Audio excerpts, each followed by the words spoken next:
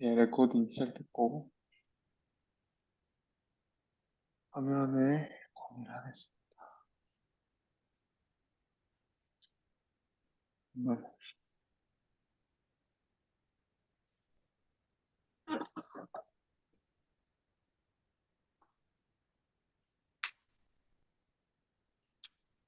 네,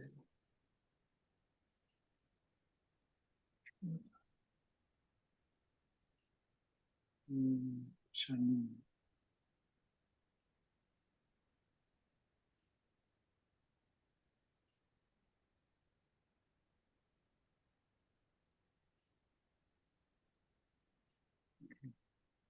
어, 돼야 되는데?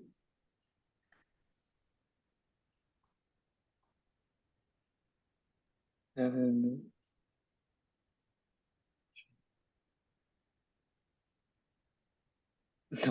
잠깐만, 공유해놓고, 기록해놓고, 잠깐만요.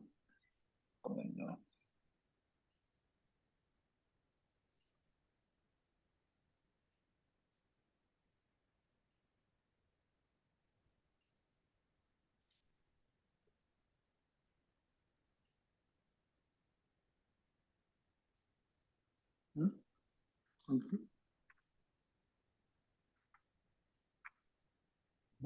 1분만 더.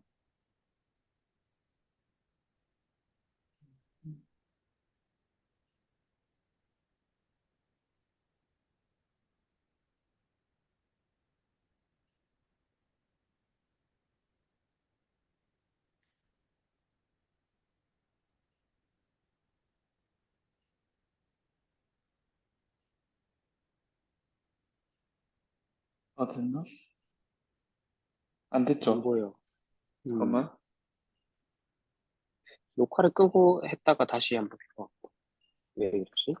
오케이, 어? 잠깐만. 오, 됐다. 지금 야, 보여요. 됐어. 이게 아닌데? 이게 아니야, 잠깐만. 이걸 이렇게 해보려고. 지금 보여? 아이패드? 안 응, 보이지? 응. 보여. 아이패드 보여?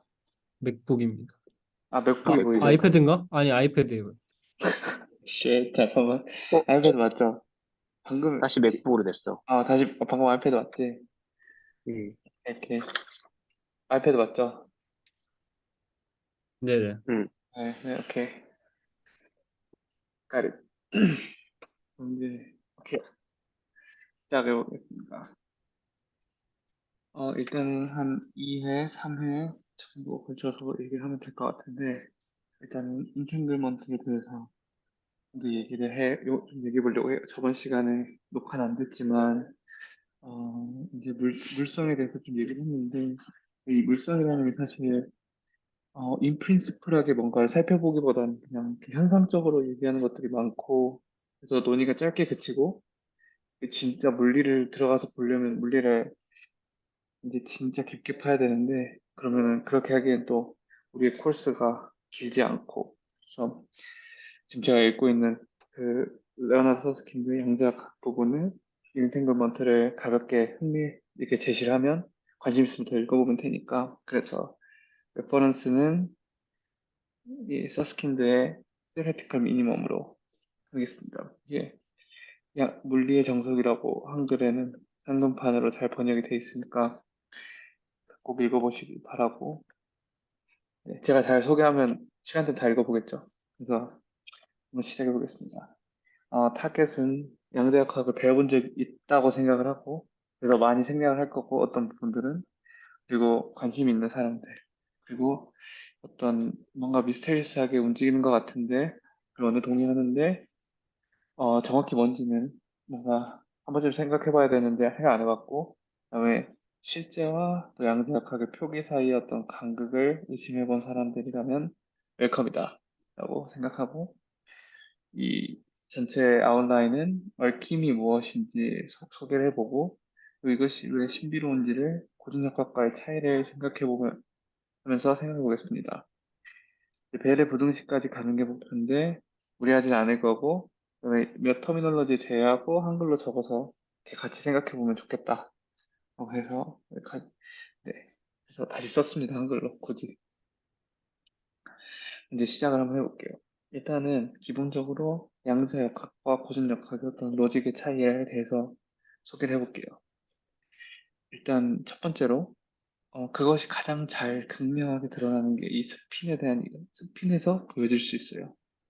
그러니까 네, 근데 우리가 스핀 말은 되게 자연스럽게 하고 당연하게 생각을 하잖아요. 근데 이것에 대한 어떤 사실 본질적인 진찰이 필요한데 스핀은 존재하는가라는 질문을 먼저 던져볼게요. 그럼 이제 너무나 쉽게 사람들은 예스라고 하죠. 너무나 많은 현상에서 있다고 생각하니까. 근데 가장 그것이 처음 발견된 게 이제 저는 이제 스탕겔락 실험이라고 해서 어떤 빅필드가 걸렸는데 그리고 이 전자 같은 전자에 우리가 자성이라고 할 만한 게 없었는데 없다고 여겼는데 왜냐면 궤도 오비탈 이런 게 없으니까 이걸 슈팅을 했더니 1번 트레젝트, 2번 트레젝트리가 나눴어요. 이 실험 결과가 나와서 뭐야 물성 중에 우리가 모르는 게 하나 더 있다. 이게 뭐지라고 생각이 들었고 이제 이런 어떤 스플리팅 현상이 우리가 이전까지 인지하지 못했던 물질량이 있음을 얘기를 했고 이제 우리가 그것에 스핀이라고 이름을 지었다라고 해서 이러한 스핀은 우리 이제 지금까지 이 결과에 따르면 알려진 그 고정적인 대응물이 있진 않아요. 고정적인 대응물이 없고 원자번호가 높을수록 스핀에 대한 에너지가 크게 나타난다고 이제 알려져 있습니다. 이건 후대에 대한 후대 이제 결과고 고정적인 대응물이 없다는 건 이거가 포인트인데 포인트 파티클이란 말과 동치인데 이게 이제 몇 승에 있는데 볼륨은 정의되지 않아요. 그래서 우리가 이걸 자전하는 어떤 스핀을 전자가 자전하는 어떤 물리량이라고 생각하는 경향이 있는데 그렇게 이해하면 처음에 쉬우니까 그거는 엄밀히 말해서 틀리다는 걸 계속 강조하고 싶고 그러게 왜냐면 그러면 그 표면 속도에 대한 어떤 계산을 해보면 그게 발생한다고 알고 있어요. 그래서 고전적인 대응물이 없는 물리량이다. 우리가 도저히 생각할 수 없다. 그래서 스핀이 뭔지라는 것을 마크로스코픽하게 이해하려고 하는 트라이얼이 실제 그렇게 현명하지는 않은 것 같아요. 그래서 하고 여기 이 논의를 위해서 존재한다라고 하겠습니다. 우리 존재가 뭔지 철학적 얘기는 안 한다 이 말이 농담이고 전자의 스핀 1.2 그래서 이제 이 전자는 기본적으로 페르미온이고 이건 이제 그냥 기본 분류 체계인데 보son 페르미온 중에 그냥 페르미온이고 그 페르미온은 스핀을 항상 이 양만 가져요. 그러니까 즉 2분의 1, 2분의 3 이런 식의 양만 가지고 그와 반대로 보존은 정수의 스핀을 가져요. 이것에 대한 얘기도 더 안 하겠고 그리고 그 전자는 이중 이제 n이 0인 경우 즉 전자 스핀은 필마 2분의 1, 즉 두 개밖에 없습니다. 업과 다운이라고 표기를 할 건데 뒤에서 이것도 그냥 왜 우리의 전자가 그런지 이거 그 시메트리나 입자 공부하면 어느 정도 얘기하는데 뭐 글로우는 2분의 3이다 뭐 이런 얘기들 하면서 맞나? 어쨌든 다른 파티클들에 대한 것들을 얘기하면서 더 얘기하고 그리고 전자 한 개라고 했고 두 개가 막 커플돼서 이제 S 막 트리플렛 해서 이제 막 나중에 기억나실 수도 있지만 뭐 스핀이 마이너스 0이 이런 경우 두 개 커플된 것도 지금 다르지 않겠어요. 지금 전자 한 개에 대해서 스핀 풀마 2분의 1인 경우 우리는 증명하지 않고 그냥 사실로서 그래서 다 사용을 하겠습니다. 그럼 이제 그 고전 논리와 양자 논리 이게 오늘 사실 얘기하는 것 중에 핵심이 될 텐데 이제 좀 논리적으로 생각을 해보는 거예요. 고전력. 되게 흥미로운 그 서스킨드의 접근 방법이었는데, 고전 논리에 대해서 우리가, 이제 고전 논리는 다 고전 역학의 논리입니다. 고전 논리에 대해서 생각을 해보면, 고전 논리는 기본적으로 불알지브라를 따라요. 이거는, 뭐, 다양한 수학적 정의가 있을 수 있고, 엄밀한 정의가 있을 수 있지만, 여기서는 거짓이면 0이고, 참이면 1이라는 값을 이렇게 매칭되는 어떤 시스템을 따른다라고 라는 의미로 사용을 하겠습니다, 뒤에서. 그래서 이걸 기본적으로 따르는데, 기본적으로 이 물질의 질량은 3이다, 3kg다. 뭐 하면은 이게 참이면 1이고 아니면 0인 그런 구조를 따르고, 그다음에 이제 우리가 기본적으로 물리가 어떤 언어라고 하면 이런 언어를 더 복잡하고 다채롭게 하는 건 문장의 결합일 텐데, 기본적으로 or이랑 and 같은 게 있죠. or하고 and. 이게 이제 문장 구조인데, 이건 기본적으로 그 어떤 그 구조 하에서 A랑 B가 둘 다 동시에 맞아도 1이고 하나만 맞으니까 참이고 참이고 참이고 둘 다 아닐 때 틀린 게 all이라는 문장 구조고 and라는 문장 구조는 두 개 다 맞을 때만 1이고 나머지는 다 아닌 거, 아니, 네, false인 거를 얘기를 하죠. 이거는 그냥 알고 있다고 생각을 하겠습니다. 이러한 기본적인 어떤 그 논리 구조가 있는데 이거는 잘 생각해 보면 고전역학은 이런 문장 구조를 따라요.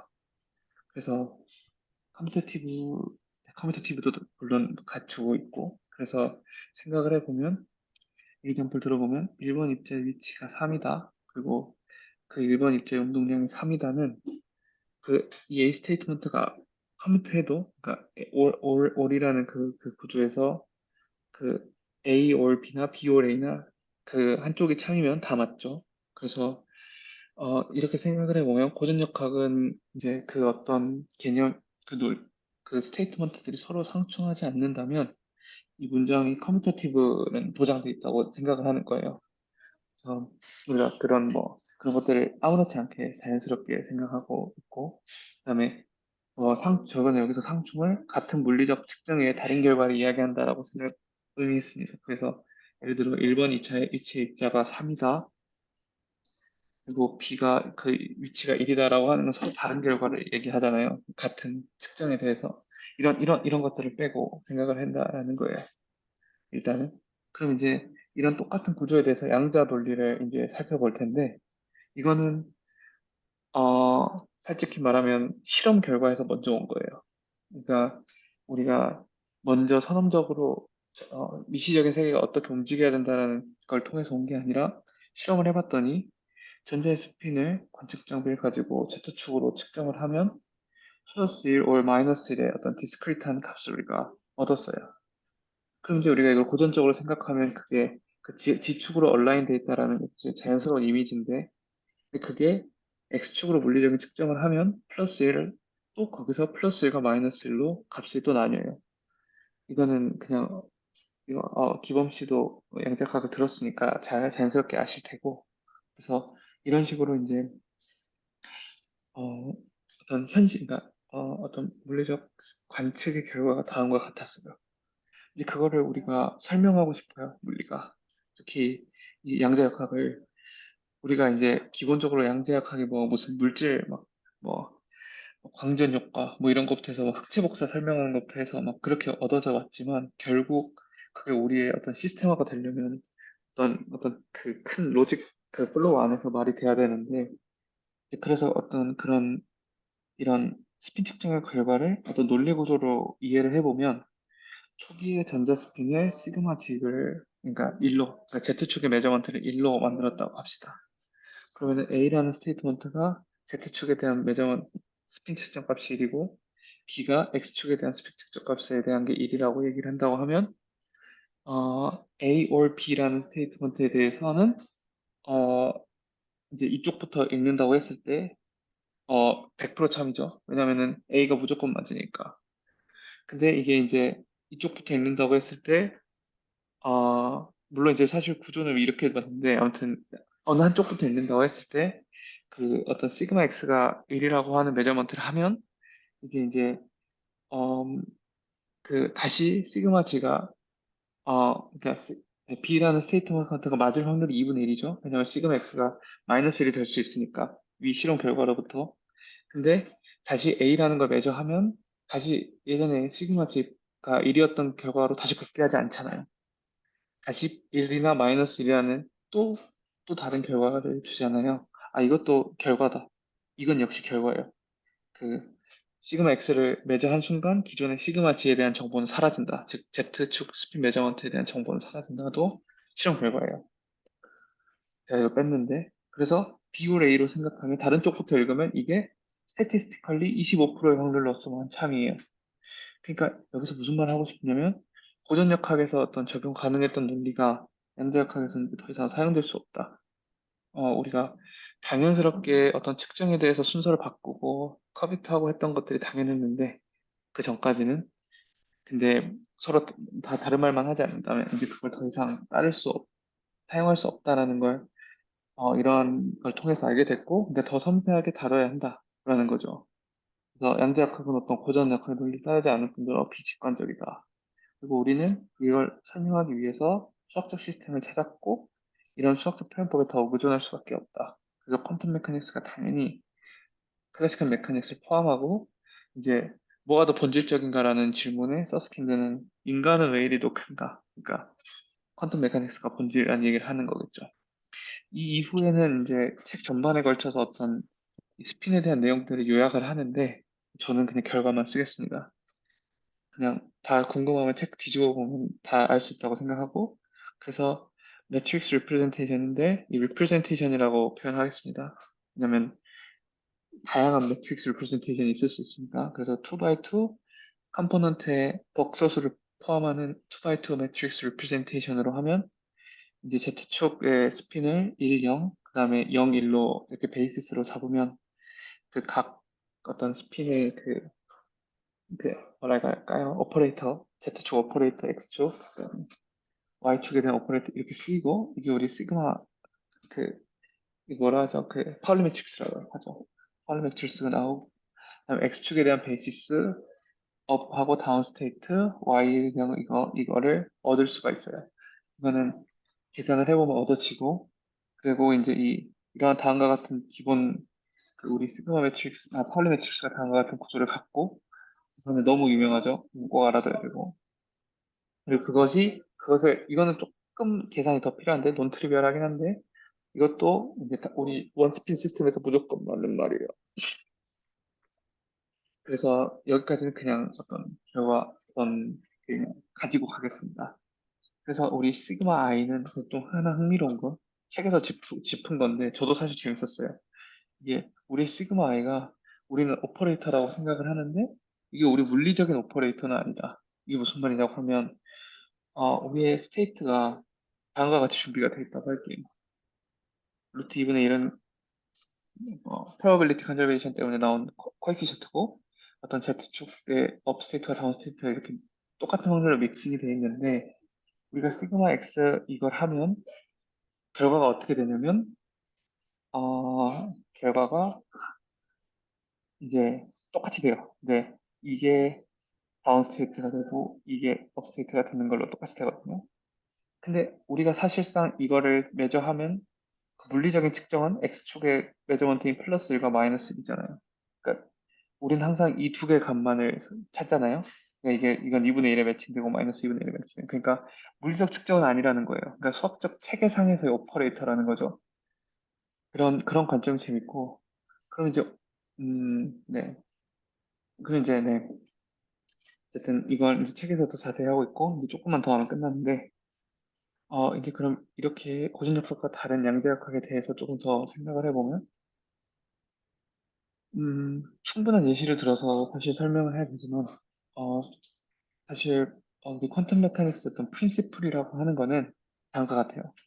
물리적인 상태는 우리 hilbert 스페이스 속의 벡터다. 그래서 이게 뭐 아까 예시로 들면 업스테이트, 다운스테이트 이거는 hilbert 스페이스 속 벡터예요.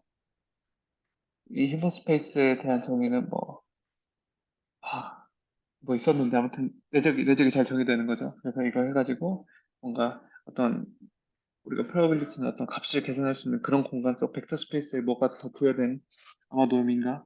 뭔가가 더 부여된 그거의 공간인데 거기서 벡터다. 이거 되게 중요한 말이죠. 사실 우리 고전적인 상태랑 이게 일단 양자적으로 이렇게 하고 그 다음에 관측 가능한 값은 리니어 앤 헐미션 오퍼레이터로만 쓰인다. 그리고 이건 이제 뭐 그게 스테이트 아이겐밸류다 이거는 사족이고 아무튼 리니어하고 할미슨 오퍼레이터다.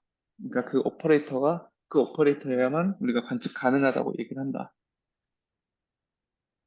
그리고 우리가 타임 컨설빙 즉 시간이 지나도 위례적 값은 보존이 된다. 이게 유니터리 오퍼레이터라는 걸 우리 오퍼레이터 유니터리 오퍼레이터라는 걸 강제하는 컨디션인데 이거는 우리 의문 가질 수가 없는 거예요. 그러니까 우리 자연이 놀랍게도 이 세 가지를 만족하는 거예요. 자, 1번 같은 경우는 이 시스템에 넣어서 설명하면 아주 잘 설명이 되고 2번 역시 그리고 3번은 우리가 물리적으로 기대하는 거고 그래서 이거는 그렇고 그다음에 이거를 이제 매스메티컬 입장에서 그 우리의 엑시엄을 다시 살펴보면 그 할미션 오퍼레이터는 컴플릿 베이시스를 갖는다. 그래서 우리가 뭔가를 풀리 설명할 수 있는 거고 우리가 서로 두 개가 다른 어떤 아이겐 벡터들에 대해서 이게 내적 한계 0이면 두 개의 그 아이겐 밸류는 다르다. 그리고 어떤 디제너러스가 있을 때, 즉 이게 두 개가 같을 때 우리는 항상 그걸 수직한 어떤 그 좌표를 그 벡터를 찾을 수 있다.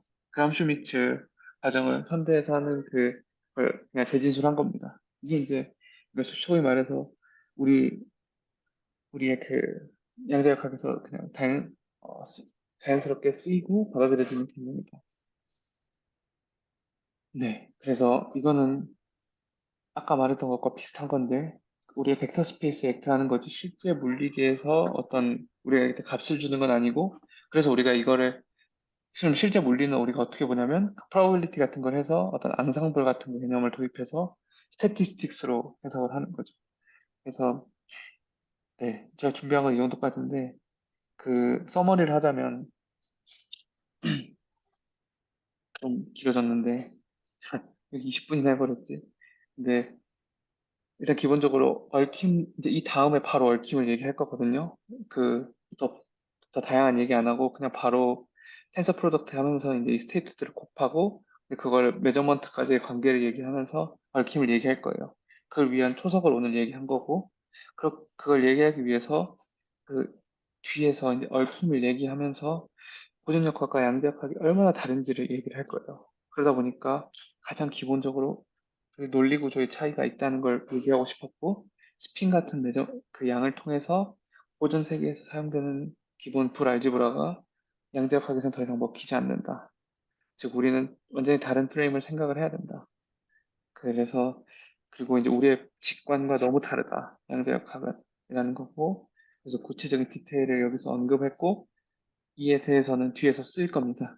이제 물론 쓰일 때 그 결과는 다 그냥 알려주고 쓸 거고, 그래서 이제 다음과 같은 프레젠테이션 됐고, 양자역학에 대해서 기본적으로 양자역학이 가지고 있는 프린시플들 소개를 했고, 이거는 위키피디아 찾아도 아주 잘 나오거든요. Mathematical Axioms of Quantum Mechanics라고 치면 그냥 바로 나와요. 그래서 그 부분에 대한 걸 사실 자주 쓴 건데, 이 부분도 이제 뒤에서 자연스럽게 얘기할 건데, 이런 것들은 우리 물리계가 꼭 지켜야 하는 프로퍼티다 정도로 일단 얘기를 하면 서머리도 다 된 것 같습니다.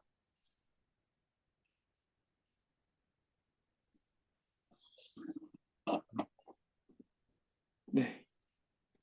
혹시 뭐 질문이나 얘기해 볼 게 있나요?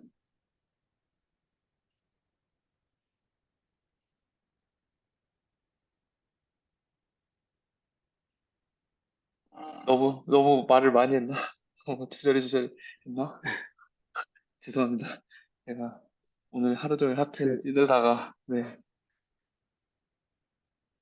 그 네. 25% 음, 그, 음, 거기에서 음, 음, B or A가 25% 음, statistically라고 음, 했을 때 지금 음, B 먼저 음, 읽는 거고, 음, 근데 B를 먼저 측정하고 나서 A를 음, 측정하면은 음, 스핀이 이제 음, 결정이 되었던 게 B를 음, 측정함으로써 다시 모르는 초기화가 상태가 되고, 돼버리는데, 음. 그러면은 50% true인 거 아닌가?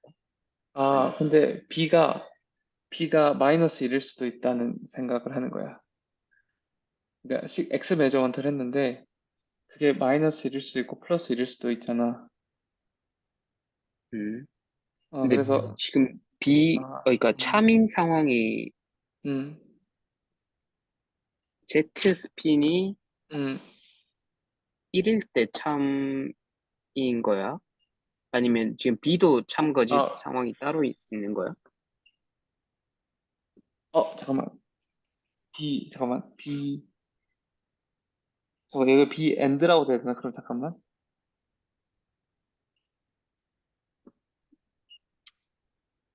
그치? 그러니까 B랑 A가 다 충족되려면 이게 25% 되려면 엔드인가?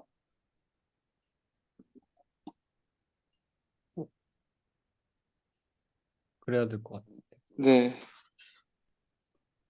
그러니까 내가 어, 25%라고 주장하는 로직은 음, B랑 A가 다 참여해야 되는 경우를 생각을 하는 거고, 음. 그러다 보니까 B가 참이지 않을 확률이 있잖아.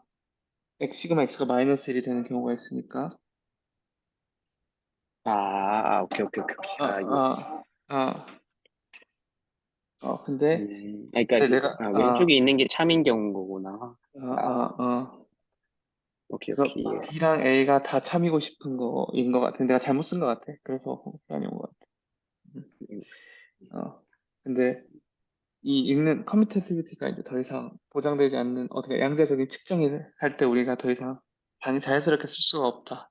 어떤 논리를. 음, 오케이, 오케이. 음, 근데 이게 이제 사실 우리가 이제 하모닉 오실레이터나 그 뒤에 응용 양자를 다루기 시작하면 이런 논리 구조를 다 따지진 않지 우리가. 근데 은연중에 다 사용을 하고 있는 거고 뭐 그런 것 같아. 그래서 아무튼 근데 이게 스핀에서 아주 극명하게 드러나는 거지. 이 논리 구조의 차이가. 음,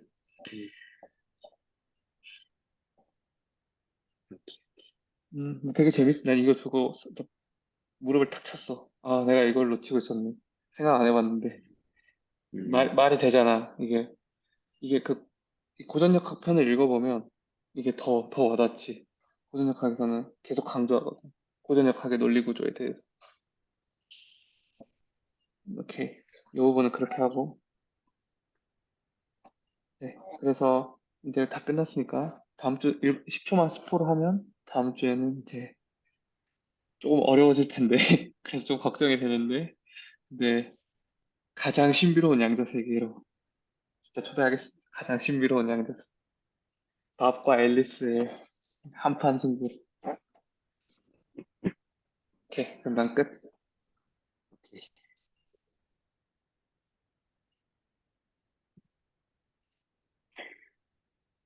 그다음 먼저 하실래요? 그럴까요? 네. 알겠습니다. 나 공유 있냐? 너 꺼야 돼, 그거. 그치. 됐다. 이거 근데 혹시 컴퓨터로 공유하는 방법도 있나요? 따로 계정을 새로 안 들어가고. 화면 공유를 누르시면요. 에어플레이를 통한 아이폰이나 아이패드 이 기능이 있지 않을까요? 아, 네. 그걸 누르시면, 그리고 아이패드에서 오른쪽 위를 스크롤 다운하고, 그 다음에 그 화면 미러링을 누른 다음에, 이딱지라는, 된 건가요? 아직 안 나왔어요. 그래서 그거 눌러서 자연스럽게 진행을 합니다. 아까 내 얼굴 안 음, 나왔지? 잠시만요. 아까 내 발표할 때 내 얼굴 나왔나? 안 나와? 어, 그거는 응. 선배 설정에 따라서 될 것 아니, 같은데. 내가 뭘 잘못 다르게 했거든.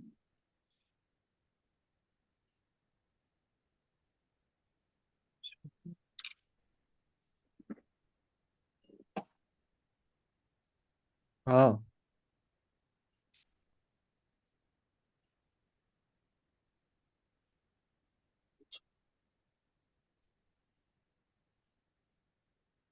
음,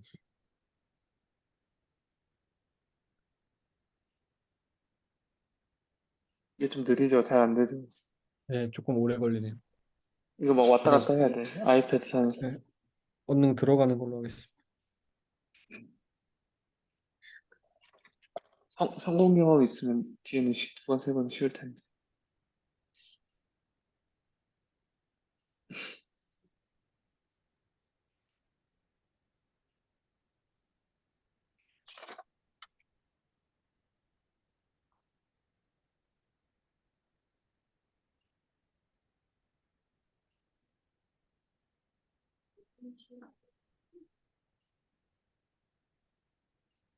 예, 네, 보입니다. 됐어.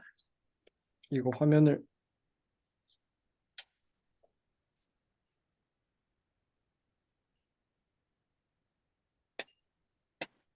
이걸 좀 없애고 싶은데. 네. 시작하겠습니다. 저는 사실 이게 청중의 수준을 고려하는 게 발표의 기본인데 좀 너무 개인적인 거기서 출발하지 않았나 싶어서 조금 그러긴 합니다. 근데 일단 발표 주제는 듀얼 벡터와 코베리언트 벡터인데요. 왜 이 주제를 맡게 됐냐면 지난 시간에 이제 포벡터, 그러니까 정확히는 맥스웰 방정식에서 포벡터를 적용시키는 그거를 공부를 했었는데 거기 이제 얘기하다 보니까 듀얼 벡터란 그게 나오더라고요. 근데 이걸 우리가 그 양자역학 때도 봤었고 브라 벡터가 이제 캣 벡터의 듀얼 스페이스에 있다. 그렇게 배우기도 했는데 사실 이게 좀 되게 앱스트랙트하고 조금 직관적으로 와닿지가 않는 개념이라서 좀 궁금한 부분이 있었습니다. 그래서 어, 너무 이론적인 내용은 여러분들이 잘 아실 수도 있을 테니까 조금 직관적인 부분에 집중을 해서 이게 실제로 뭔가 물리적으로 의미가 있는 건지 듀얼 벡터라고 하는 게 아니면 그냥 이게 뭐 하는 건지 사실 전 감히 이걸 공부하기 전에 잘 안 왔어가지고 그런 의미에서 좀 시도를 했었습니다.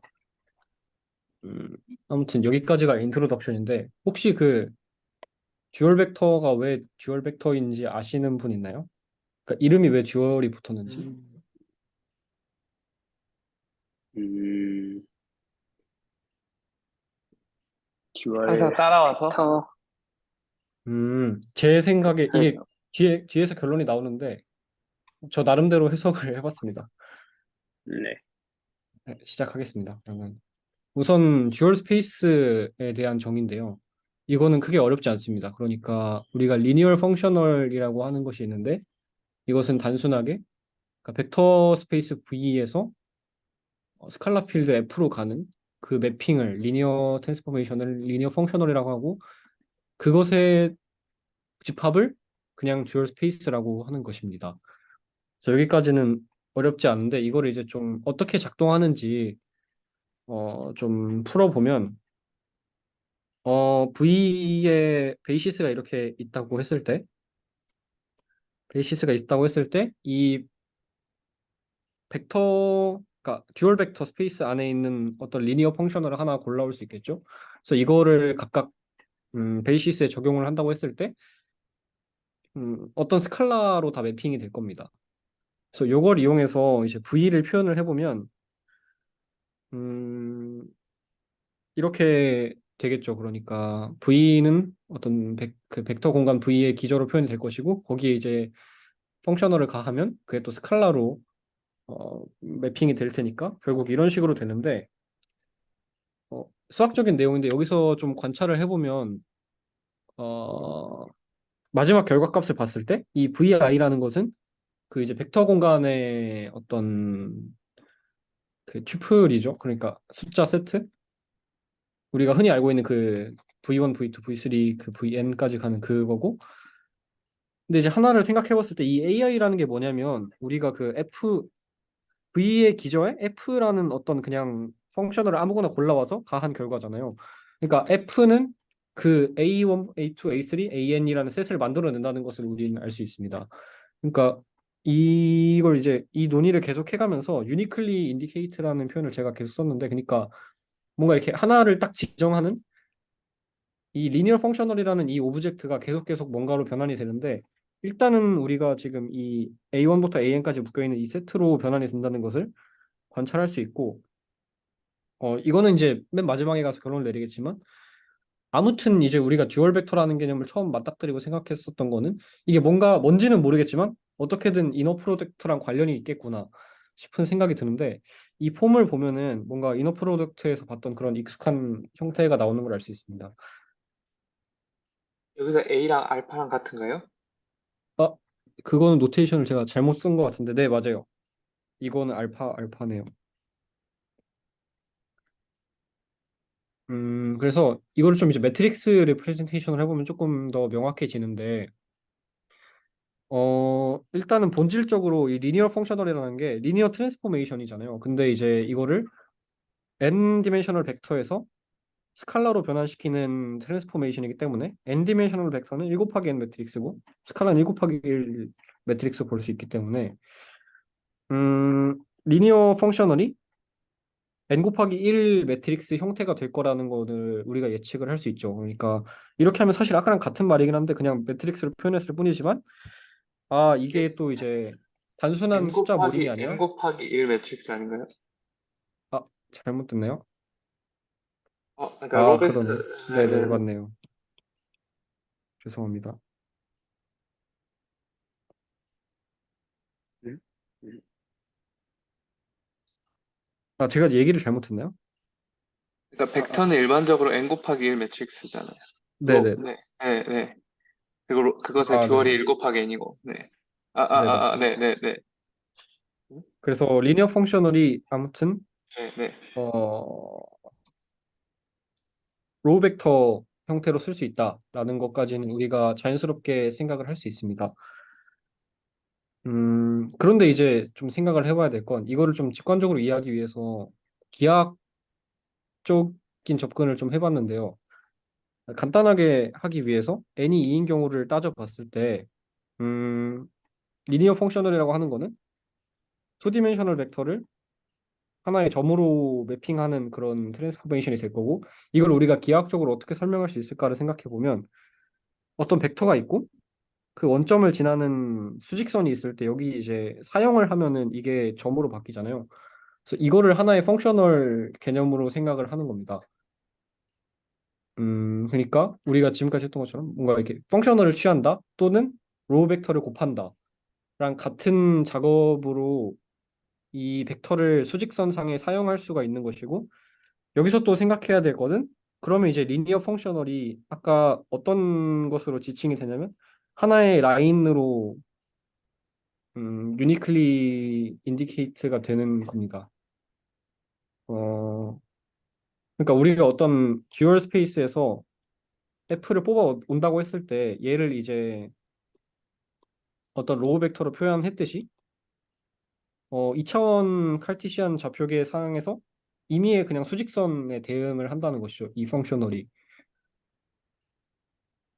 이것을 이제 왜 하냐 하면은 어, 어떤 XY라는 벡터가 있다고 했을 때 원점을 지나는 임의의 수직선이 있다고 합시다. 뭐 일반성을 잊지 않고 어떤 펑셔널이든지 이 수직선에 대응한다고 할 수 있을 것이고 우리가 다시 그 매트릭스 레프레젠테이션을 생각하면 아까 그 임의의 로우 벡터로 표현이 된다는 것까지는 알았는데 이게 과연 어떤 숫자들로 구성이 되어 있냐 이 숫자들이 무슨 의미인가는 우리가 몰랐잖아요. 그래서 요거를 이제 따져보려고 하는데 음, 조금만 생각해보면 알 수 있긴 한데 과연 이 숫자들이 뭘까 하고 생각을 해보면 그 우리가 이 수직선에 어떤 숫자를 대응을 시킬 때 디렉션 벡터라는 거가 있잖아요. 디렉션 벡터를 UX, UI라고 합시다. 그러면 이제 쉽게 알 수 있는 사실이 A1, A2가 UX, UI와 같다는 사실을 알 수 있게 됩니다. 왜냐하면 그 이 부분을 좀 확대해서 가져가 보면 음, 그러니까 이제 유닛 벡터, 그 카르티시안 좌표계에서 유닛 벡터가 어떤 식으로 트랜스포메이션 되는지를 따져보면 되는데 1을 이제 이 수직선에 사용시키는 프로젝션 트랜스포메이션을 우리가 알려고 하는 거잖아요. A1, A2가 그걸 해주는 트랜스포메이션인데 그 A1, A2가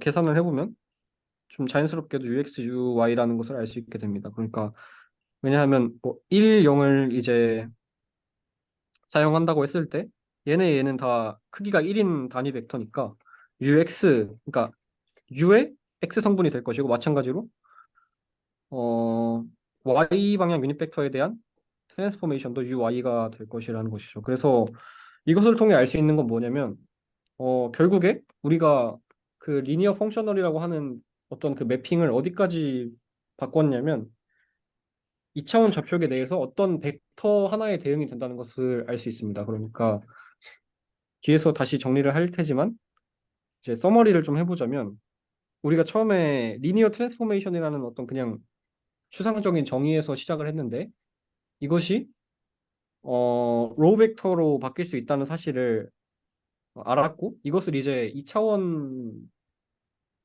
지오메트리컬리하게 생각을 해봤을 때 이게 어떤 수직선에 대응이 되고 나아가서 그 수직선의 단위 벡터 방향 벡터의 단위 벡터에 해당된다. 그래서 대응 관계가 그렇게 이어진다는 것을 우리가 알 수 있는데요. 여기서 결론은 무엇이냐면 듀얼 벡터를 조금 더 직관적으로 이해를 할 수가 있는데 듀얼 벡터 또는 리니어 펑셔널이라고 하는 것은 결국 어, 어떤 그것과 대응하는 원래 벡터 스페이스 상의 어떤 대응하는 벡터에 사용시키는 것이다. 그런 작업으로 이해를 할 수가 있거든요. 근데 우리가 지금까지 이너 프로덕트에 대한 얘기를 안 했는데 그 이유가 사실은 그 이너 프로덕트가 듀얼 스페이스로부터 정의가 되는 것이기 때문이에요. 그러니까 우리가 이너 프로덕트를 배울 때 배우는 순서상 이너 프로덕트를 먼저 배우고 그거에 좀 더 일반화된 형태로 듀얼 스페이스라든지 듀얼 벡터라든지 이런 것들을 배우는데 사실은 좀 근본적으로는 듀얼 벡터로부터 이너 프로덕트라는 게 정의가 되는 것이고 우리가 그 순서를 반대로 배웠기 때문에 이제 듀얼 벡터라는 것이 조금 이해하기가 어려웠던 것 같은데 음, 여기서 이제 처음 했던 질문으로 되돌아가면 그러니까 왜 듀얼 벡터라는 단어를 썼을까 생각을 해보면 사실 듀얼 벡터는 벡터가 아니고 트랜스포메이션이잖아요. 근데 이게 결국에는 어, 기하학적으로는 어떤 벡터에 대응이 되는 것이고 그런 의미에서 이제 트랜스포메이션과 벡터라는 듀얼리티를 가지기 때문에 이중성을 가지는 벡터라고 해서 듀얼 벡터라는 표현을 쓴 것이 아닌가 그런 생각을 해봤고요. 조금 더 이제 자세한 논의를 하기 위해서 듀얼 베이시스라는 것이 있는데 간단히 언급을 하면 이제 벡터 공간의 베이시스에 아까처럼 그 어떤 펑셔널을 적용을 하면은 그 그 듀얼 벡터 공간의 베이시스를 구축을 할 수 있습니다. 그러니까 듀얼 벡터 공간도 벡터 스페이스인데 그 이유는 그 원소들인 리니어 펑셔널이 리니어하기 때문에 당연한 얘기라고 할 수 있고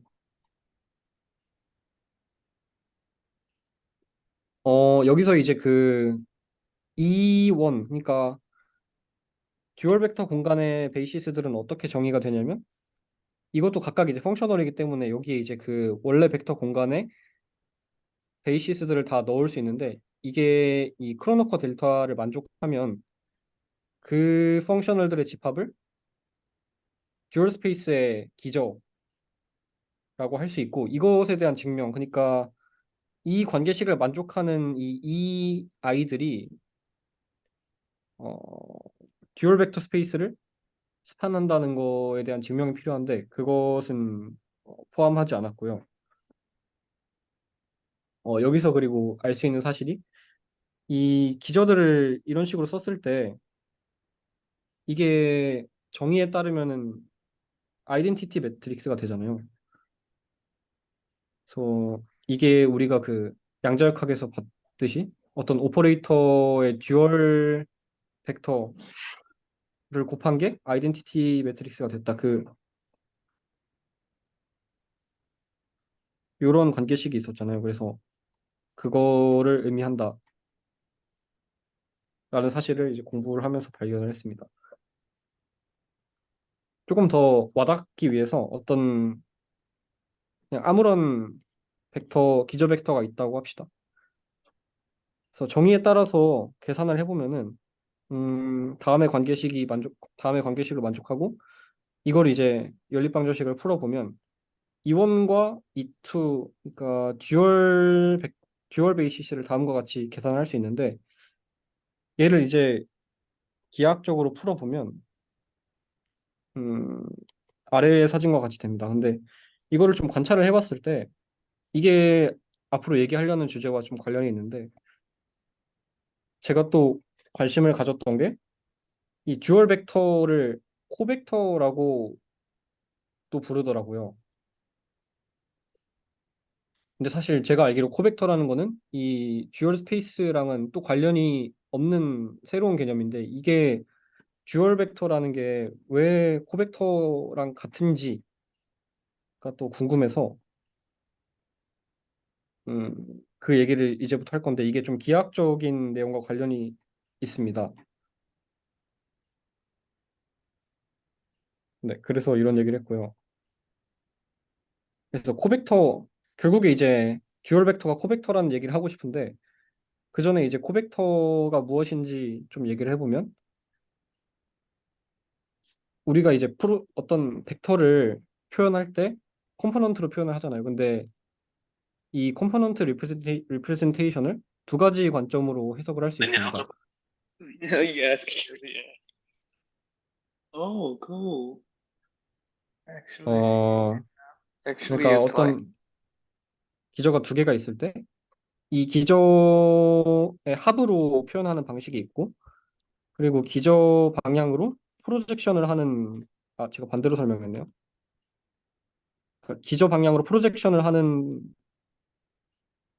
기저 방향의 사형을 그 벡터의 코이피션트로 보는 컴포넌트로 보는 관점이 있고 이 기저를 몇 번 더해서 이 벡터가 만들어지는지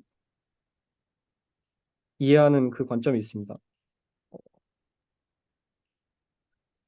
점점 설명이 산으로 가는 것 같은데 그냥 별로 어려운 얘기는 아니고 그냥 벡터가 있을 때 이제 얘의 그 컴포넌트를 그러니까 두 가지 관점으로 보는 것이죠. 이거의 이제 사형으로 보느냐 아니면은 그 유닛 벡터의 합으로 보느냐. 근데 이게 카르티시안 코디네이트에서는 이게 같은데 카르티시안이 아니었을 때 좀 문제가 생깁니다. 그러니까 제가 제시한 두 가지 관점으로 이렇게 카르티시안이 아닌 좌표계에서 해석을 해보면 1번 그러니까 유닛 벡터의 합으로 나타낸 코에피션트는 이제 이 각각의 축을 평행 이동했을 때 이 지점의 값들이 되겠죠.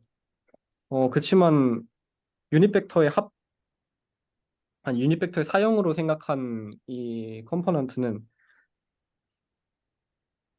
여기에 이제 수직하게 내렸을 때 기하학적으로는 이 길이에 해당하는 것이 됩니다. 그러니까 이게 축이 기울어지면은 이 길이의 구성이 달라지는데 여기서 이제 코베리언트와 콘트라 바리언트의 개념이 나옵니다. 그러니까 지금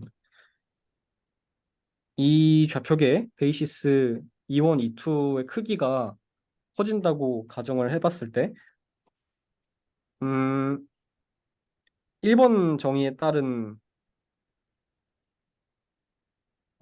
벡터의 크기를 계산을 해보면 2가 커지면은 이제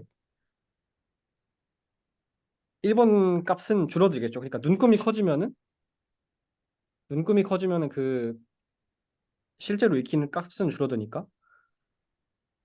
근데 이제 반대로 2번은 사용한 뒤에 곱한 값이 되니까 그 베이시스 길이가 늘어난 길이만큼 똑같은 비율로 이 2번 값도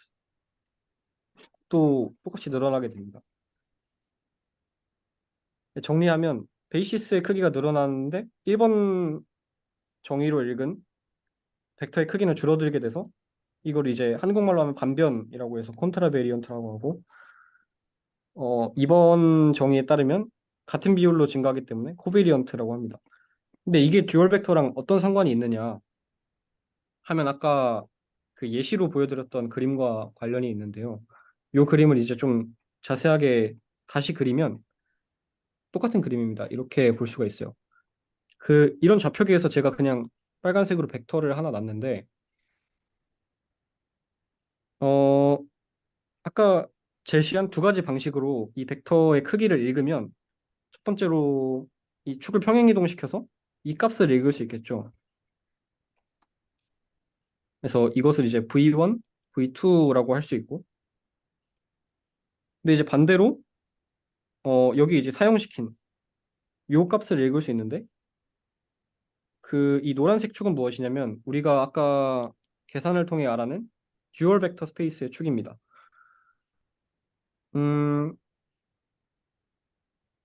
그래서 관점을 조금 확장시켜서 보면 이, 이 점을 이제 듀얼 벡터 스페이스로 이동시키면은 이 값을 읽은 거랑 같은 것이 되는 거죠.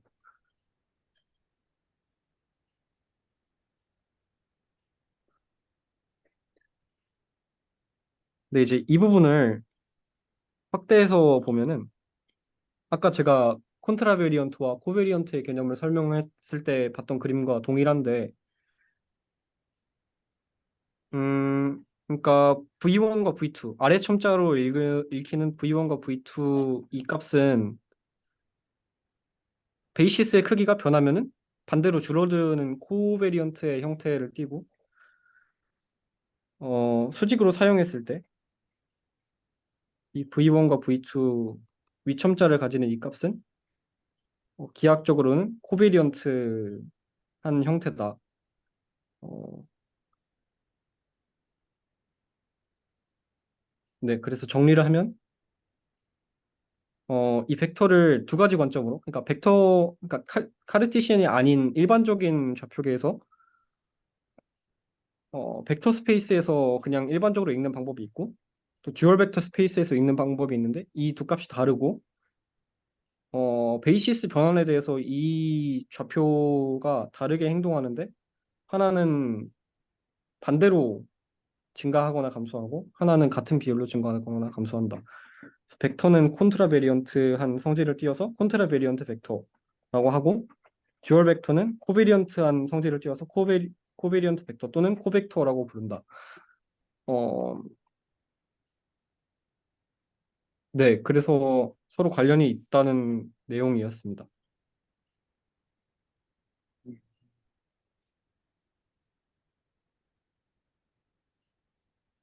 혹시 그 코베리언트 벡터가 공변 베이시스 변화에 그 반비례하지 않고 비례적으로 한다는 거를 기하적으로 할 때 네, 그쪽 다시 한 번만 설명해 주실 수 있나요? 그러니까 만약에 지금 이원의 길이가 두 배로 늘어나고 이투의 길이가 이투의 길이가 그러니까 이원과 이투의 길이가 다 두 배로 늘어난다고 했을 때,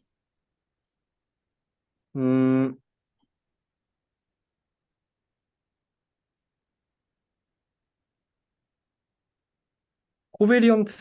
그러니까 유닛 벡터, 아니, 듀얼 벡터식으로 우리가 이 벡터를 표현하면은 이 벡터를 이 축에 사용한 뒤에 유닛 벡터와 곱한 값이 되죠.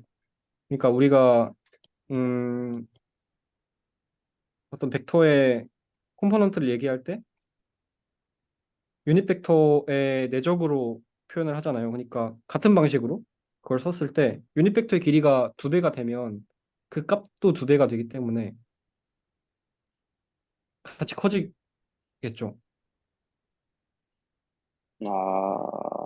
그 좀, 값을 그러니까 먼저 사실 말해. 값을 읽어내는 방식에 관련된 것인데, 자, 그러니까 제 생각은 이래요. 그러니까 이거죠. 그러니까 벡터가 있고 그 코디네이트 트랜스포메이션을 해도 벡터의 크기도 변하면 안 되잖아요. 그거는 변하지 않는 양이고 네, 네, 네, 그 그렇죠. 베이시스를 두 배 늘리면 컴포넌트는 반절이 돼야 그 벡터 두 개가 서로 맞물려서 변하기 때문에 벡터의 크기는 변하지 않는 거죠.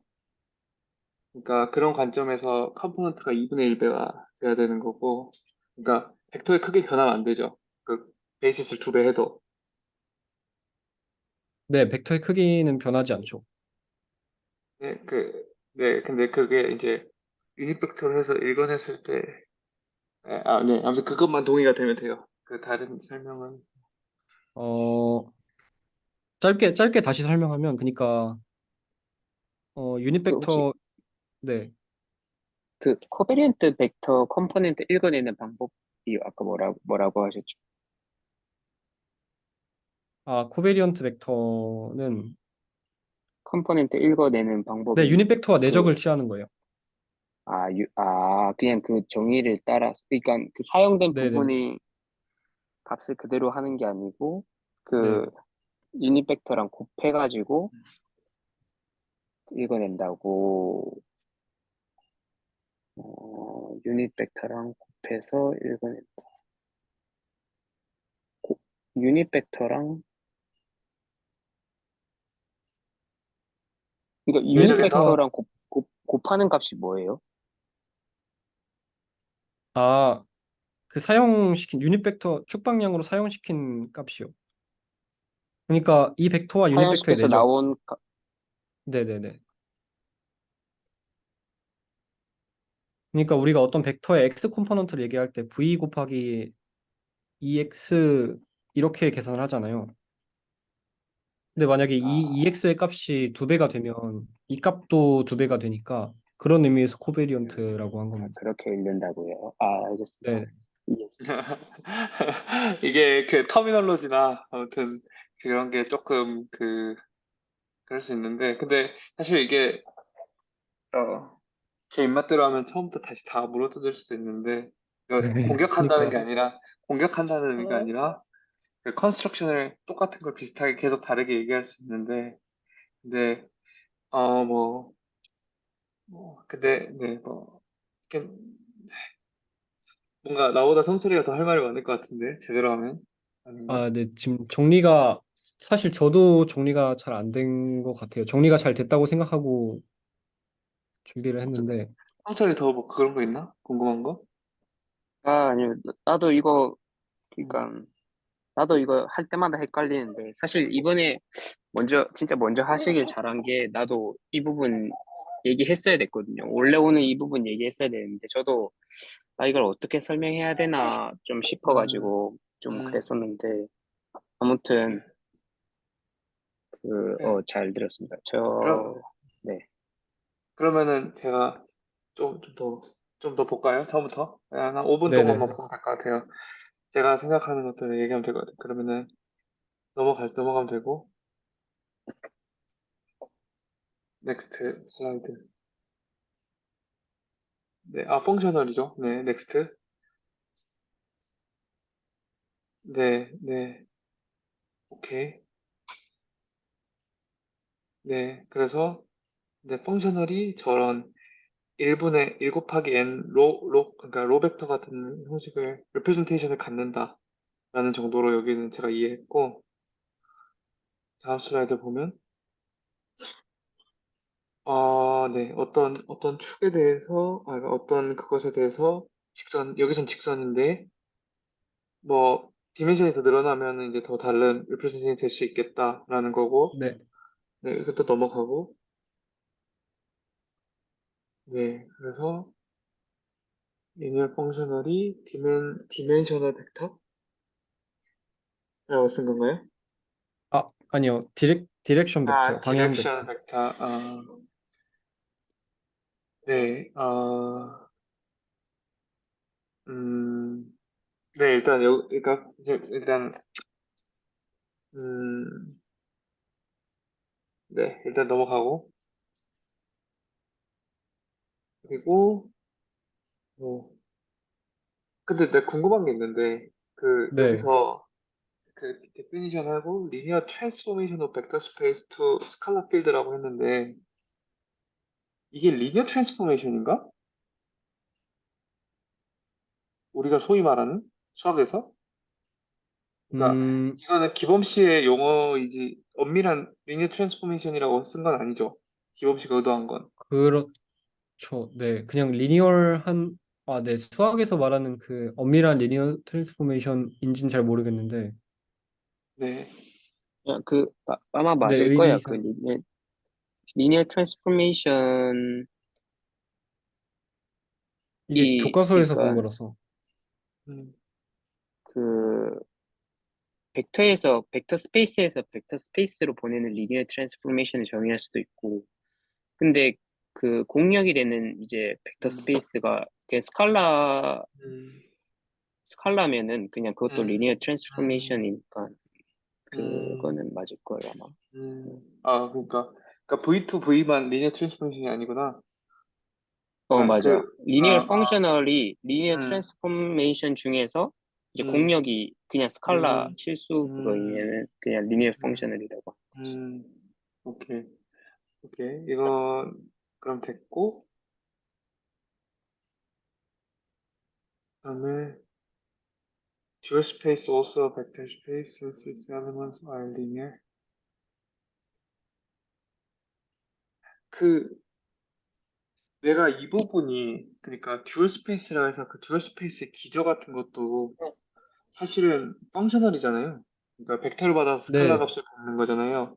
근데 네. 그거를 이게 벡터 스페이스, 그러니까 듀얼 스페이스를 벡터 스페이스처럼 그러니까 이게 거의 동일하게 우리가 보는데 실제 그 레프레젠테이션도 거의 같은 공간에서 하고 그리고 우리가 왜냐면 같은 공간에서 그 듀얼 기저를 그리잖아요. 근데 저는 이게 그냥 하나는 벡터 스페이스고 하나는 듀얼인데 그러니까 펑셔널 그좀 엄밀하게 다른데 이거 두 개 거의 같은 공간에서 레프레젠테이션 할 수 있는 이유가 뭐냐라고 김재 교수님한테 물어봤는데 이게 진짜 그 어떻게 같은 거냐라고 했는데 교수님 기억이 잘 안 나는데 교수님이 그게 당연하게 같은 건 아니고 그 두 개가 무슨 뭐 지금 하는 그 공간이 뭐 헐미션인가? 하여튼 뭐 그런 경우 그러니까 어떤 컨디션이 만족돼서 우리가 이 듀얼 벡터를 그냥 거의 같은 공간처럼 그러니까 같은 공간에서 음, 그리고 같은 공간에서 뭐 할 수 있고 하다라는 어떤 뭔가 한 줄이 더 있다. 매스메티컬리 그렇다고 했는데 그 기억이 잘 안 나네. 음, 네, 네, 아무튼 이거는 그냥 그 퀘스천으로 남겨두고 답을 얻고자 하는 건 아니고 그래서 사실 네, 그니까 네, 그 벡터 스페이스처럼 생각할 수 있는 건 맞는 것 같아요. 그냥 거의 그냥 비슷하게. 그래서 그렇게 하고 넘어가고 그리고 전에 지금 그 다음에 이 레프레젠테이션이 지금 그 노란색 글씨로 쓴 게 1바이n하고 네. n바이를 곱했는데 아, 네. n바이 n이 정확히, 나온 건가요? 이게 n by n이에요. 그러니까, 그러니까 이 로어 원이 네, 콜룸 이거 벡터라는 각각이 다 거죠? 네, 컬럼 벡터. 오케이, 오케이. 네네, 네. 그래서 그거를 로로 모아놓으면 n 바이 n이라는 거죠. 네, 네, 맞습니다. 네, 그렇게 해서 하고 넘어가고 네, 그럼 이제 거의 다 하고 싶었던 말은 된 것 같아요. 그러니까 템퍼라고 하는 양이 트랜스포메이션에 대해서 불변해야 되는데 그거를 이제 어떤 특정 방식으로 코베리언트라고 정의를 했으면 그것의 컴포넌트는 컨트롤가 돼야 되고 그럼 이제 예를 들어 벡터가 벡터 우리가 아는 그 벡터 베이시스가 코베리언트하게 변하면 그 벡터 그거의 컴포넌트는 컨트롤 베리언트고 당연히 듀얼은 그것을 네, 반대로 네, 다 해서 이렇게 하는 식으로 된다라는 그 네, 결론으로만 가면 해석은 뭐 언제든 막 할 수 있는 그 표현을 할 수 있는 거라고 생각을 해서 그거만 네, 하면 된 것 같아요. 네, 정리가 잘 된 것 같습니다. 네, 그, 뭐 네. 아, 그냥 알고 계실 걸 텐데 그냥 제가 다시 한번 굳이 말했습니다. 근데 아, 네. 여러모로, 21살이신데 말도 안 된다. 여러모로 너무 부족했던 것 같습니다. 아니요, 이거는 아니요. 제가 좀 AS가 필요할 것 같은데, 아니요. 충분히 망해버렸네요. 잘 들었어요. 네, 잘. 잘하셨어요, 진짜로. 네, 알겠습니다. 감사합니다. 기대하는 만큼. 우선 넘기겠습니다. 네, 그러면은 제가 콘텐츠고 시작.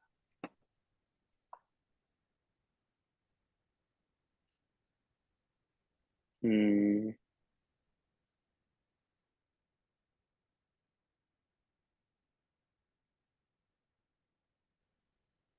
어, 이제 제가 이번에 원래 아까 기범 씨가 해주신 내용 쪽을 좀 했어야 됐는데 저가 이제 이걸 설명을 잘 정리가 안 돼서 일단은 살짝 다시 그 인트로덕션 했던 부분 쪽이랑 이제 앞핀 공간에 대해서 좀 설명하면서 좀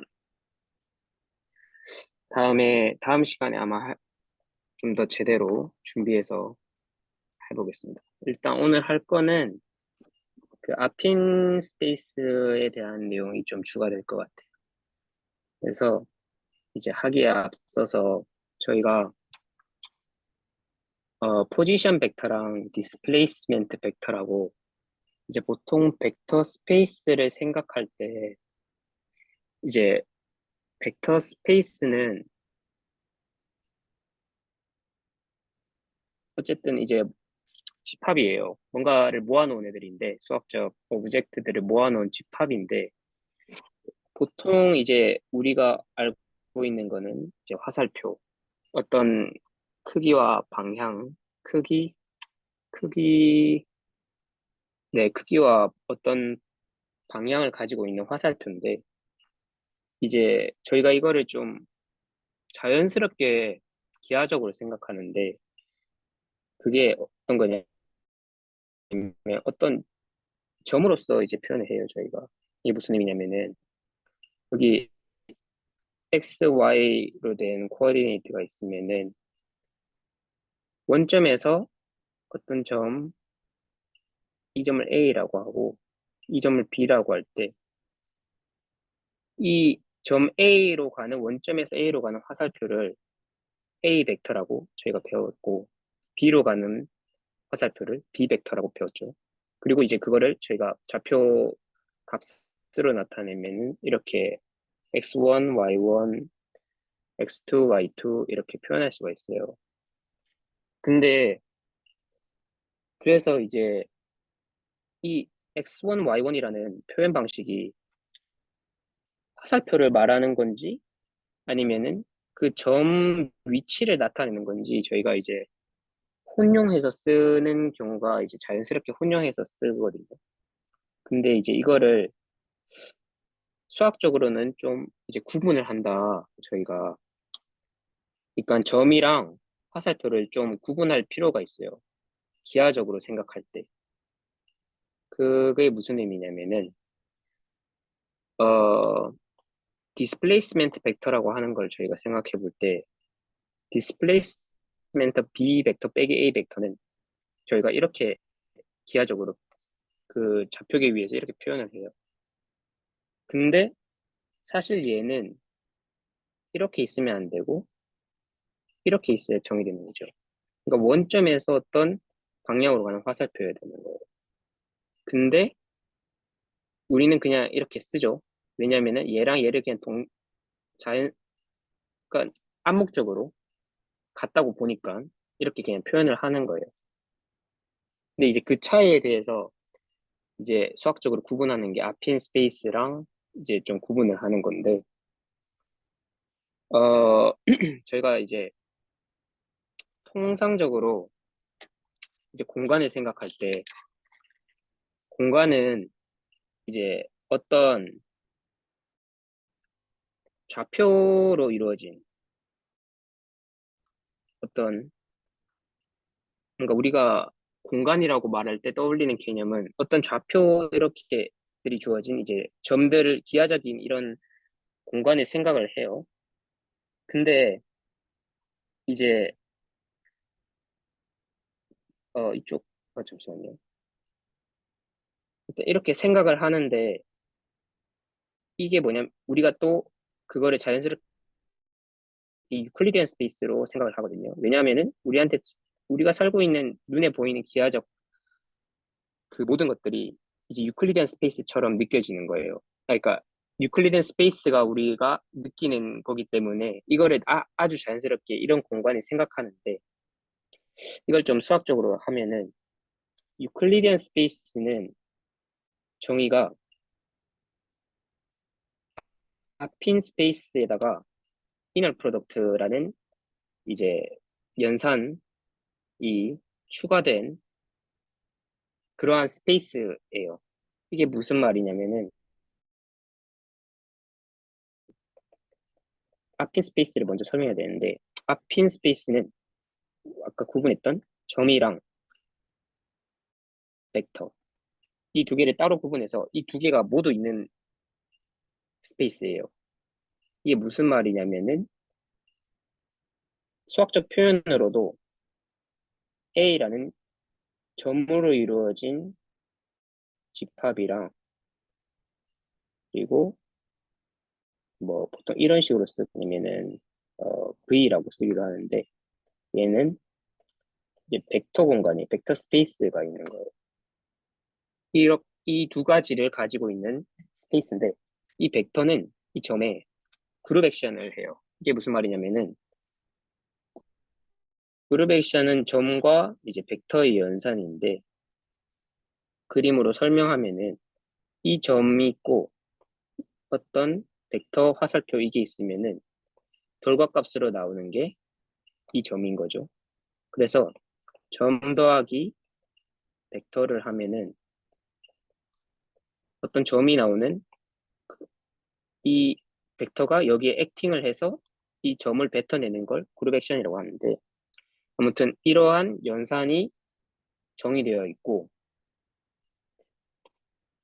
또 어떤 연산이 정의되어 있냐면 점과 점의 합연산이 잘 정의돼요. 알지. 합연산이 정의되지 않아요. 근데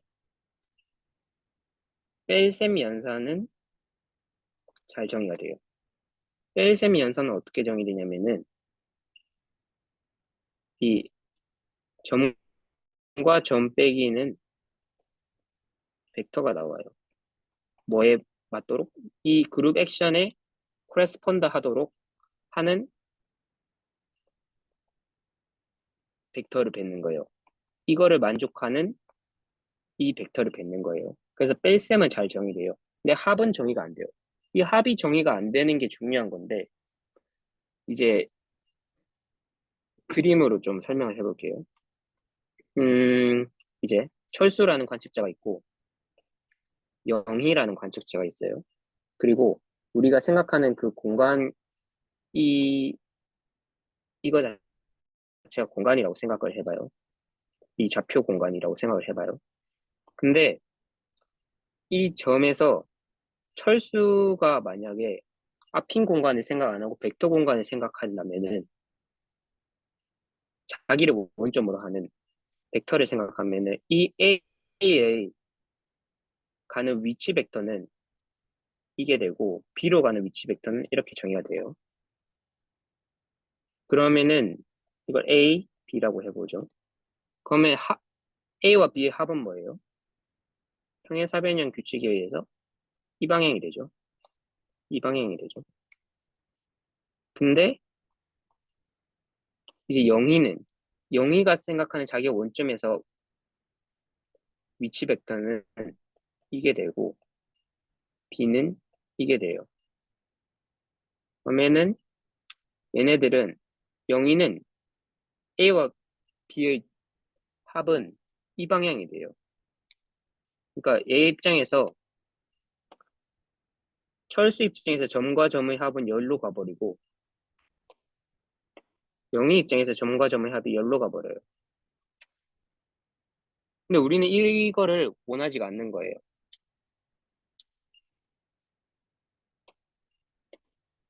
다만 둘 다 차이 벡터는 B 빼기 A는 뭐냐면은 둘 다 철수나 영이나 둘 다 이 방향이죠. 차이는. 둘 다 A와 B 빼기 A는 둘 다 동일해요. 그래서 우리는 이 관측자에 관계없이 항상 일정한 수학적 공간을 만들기 위해서 저희가 이제 아핀 스페이스라는 거를 정의를 하는 거예요. 이게 설명이 조금 부족했는데, 음, 그러니까,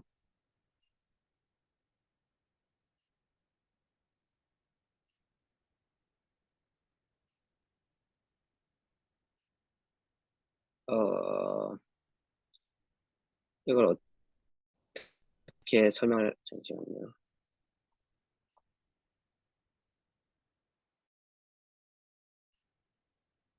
혹시 여기까지 이해가 잘 안 된다 하는 부분이 있나요? 제가 아핀 스페이스에 대해 충분히 설명을 했나 모르겠네요. 그러니까 아핀 스페이스랑 벡터 스페이스의 차이를 좀 이해가 그러니까 되시는가요? 그 연산이라고 하는 게 우리 말하는 그 그룹을 정의할 때 뭐냐 영혼도 있어야 되고 항등원도 있어야 되고 그 연산을 의미하는 거예요? 그쵸, 그쵸. 그럼 이제 그런 관점에서 보면 점과 그, 벡터의 연산은 그룹 액션에서 얘기하는 그 그룹 액션이고 그쵸. 그러면은 점에 근데 대한 이거, 점셋에 대한 항등원과 영혼도 뭐 그렇게 다 생각하는 건가? 그럼 너무 여기는 디테일인가? 그렇게 생각해도 돼요. 근데 이거 점과 점의, 이제 점과 점끼리의 합, LSM, 이거는 음, 그 항등원 여건이라기보다는, 뭐 굳이 하려면 수학적으로 그렇게 들어갈 수 있긴 한데, 그냥 기하적으로 따졌을 때 음, 점이랑 벡터의 합이 어떻게 표현되냐면은, 아까 설명했던 것처럼 표현되고, 음, 이제 점 빼기 점은 이렇게 표현되고 음, 한다는 음, 거예요. 음, 그래서 음, 이제 그럼 벡터 스페이스가 왜 그렇게 표현이 가능하냐 하면은 벡터 스페이스 자는 이미 그 자체로 자기 자신을 점으로 갖고 자기 자신을 다시 벡터 스페이스로 가지는 아핀 스페이스로 그냥 볼 수가 있는 거죠. 그래서 여기서는 그 이렇게 혼용해서 쓰기도 할 수 있는 거예요. 그러니까 원점이 정의된 것이 벡터 스페이스고 원점이 없는 게 아핀 스페이스인 거예요. 한마디로 이제 그 포지션 벡터라는 거를 정의할 수 없는 것이 아핀 스페이스고 포지션 벡터가 정의할 수 있는 게 그냥 어 이제 원점 오리진이 있는 이제 벡터 스페이스 그 공간이라고 생각을 할 수가 있죠. 아, 아핀 스페이스에서는 포지션이라는 개념이 없다. 그러니까 포지션이라는 개념을 말하는 점이 있어요. 이 점이 포지션의 역할을 하고 음, 벡터는 이제 그냥 화살표인 거죠. 근데 그냥 우리가 혼용해서 쓸 때는 이 화살표를 점으로 표현하기도 하잖아요. 이렇게. 음, 왜냐면 원점이 있으니까. 음, 이렇게 표현할 수가 있는 거죠. 음, 그러니까 이제 점의 역할과 화살표의 역할이 따로 있는 거죠. 점이 포지션의 역할을 하고 화살표가 음, 이제 그 점의 이제 이동 이런 걸 말하는데 벡터 스페이스 우리가 일반적으로 이제 배웠을 때 음, 기하적으로 그 자연스럽게 쓸 때는 원점이 있고 그 포지션 벡터도 그냥 그러니까 위치도 벡터로 그냥 표현을 해버리잖아요, 그냥. 그러니까 그런 차이가 있는 거죠. 그러면 아핀 스페이스랑 벡터 스페이스는 그 서로 포함 관계 이런 걸 그릴 수가 없나? 다른 건가? 음, 굳이 자 이게 포함 관계를 따지기가 어렵죠. 왜냐면은 음, 수학적으로 말하면은 얘는 아핀 스페이스는 어떤 점과 어떤 벡터 스페이스 음, 점과 벡터 스페이스 두 개가 있어야 되고 벡터 음, 스페이스는 그냥 사실 그냥 벡터 스페이스인 거죠. 근데 음, 이제 벡터 스페이스를 이렇게 스페이스 기하적으로 생각할 때는 뭐 이런 점 이건 위치 그거를 그렇게 했어요. 위치 벡터 그 화살표 벡터 뭐 이렇게 음, 디스플레이스먼트 벡터 이렇게 나눠서 생각을 할 수가 있다는 거죠. 제 무슨 음, 기범 씨도 이해가 안 되시는 게 있나요? 그 원점이 없는 유클리디안 스페이스라고 이해하면 되나요? 유클리디언 스페이스 자체가 이제 아, 아핀 아핀 스페이스랑 이너 스페이스의 프로덕트 종류. 스페이스.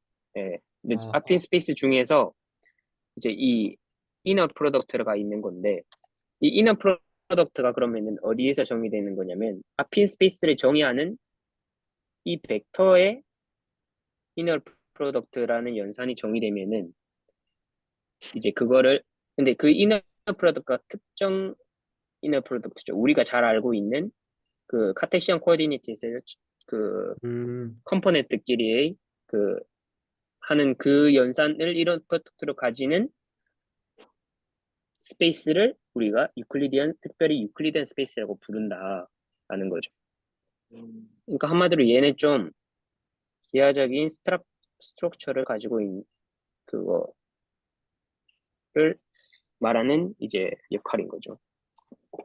그러니까 얘가 어떻게 그거에 되느냐에 따라서 기하적인 스트럭처가 어떻게 되느냐에 따라서 스페이스가 유클리디안 스페이스도 있고 민코스키 스페이스일 수도 있고 그런 종류로 나뉘는 거예요. 기하적인 스트럭처가 어떻게 되느냐에 따라서. 그러면은 이제 저희가 이 유클리디안 스페이스 그래서 기하적인 스페이스를 물리적으로 이제 어떻게 생각하느냐 하면은 어떤 레퍼런스 프레임이 있을 때 그러니까 관찰자가 한 명이 있을 때 어떤 특정 스페이스가 1대1로 대응이 돼요. 이게 무슨 말이냐면은 이제 각 관측자 한 명이 자기가 마주하는 세계를 바라보면은 그게 이제 유클리디안 스페이스 어떤 하나가 만들어지는 거예요. 관측자가 바라보는 리얼 스페이스에 잘 대응하는 유클리디안 스페이스가 하나 만들어져요. 영희한테 유클리디안 스페이스 하나가 할당되고 철수한테는 철수가 만약 움직이는 관측자다 하면은 그럼 철수한테 대응되는 유클리디안 스페이스가 하나 또 대응이 되겠죠. 그리고 중요한 거는 그러면은 철수랑 영희랑 둘 다 유클리디안 스페이스를 할당받는 거예요. 아니면은 둘 다 민코프스키 스페이스를 할당받거나.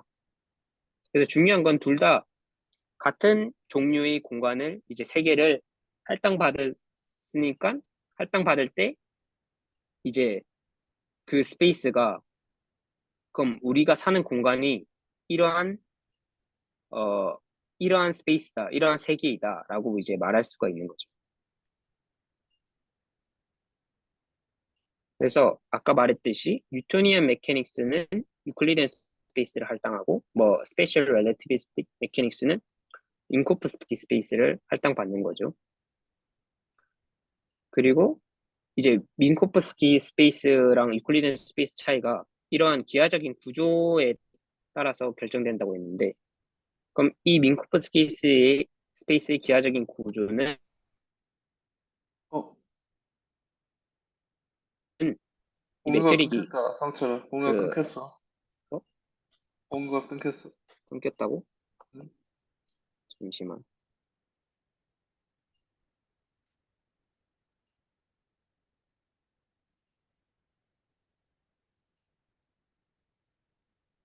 됐어? 응, 응.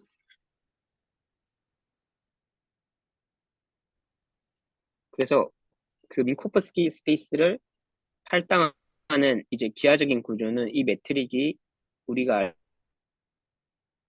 알듯이 이제 C제곱 T제곱 마이너스 뭐 DX 이런 식으로 그 매트릭을 가지잖아요. 그럼 그 매트릭을 가지는 이유는 이제 모든 관측자가 빛의 속도를 일정하게 관측한다. 빛의 속도가 일정하게 관측된다는 것의 바탕으로 이 매트릭이 이렇게 결정된 거고, 이 매트릭의 이런 기하적 구조를 가지는 스페이스가 민코프스키 스페이스인 거죠. 그래서 이제 레퍼런스 프레임 철수랑 영희가 둘 다 민코프스키 스페이스에 사는데, 그러면은 이제 철수랑 영희가 둘 다 서로 다른 민코프스키 스페이스를 받아요. 그 말이 뭐냐면은 어떤 현상을 봤을 때 그 둘이 바라보는 그 좌표 값이 그러니까 서로 다른 거죠.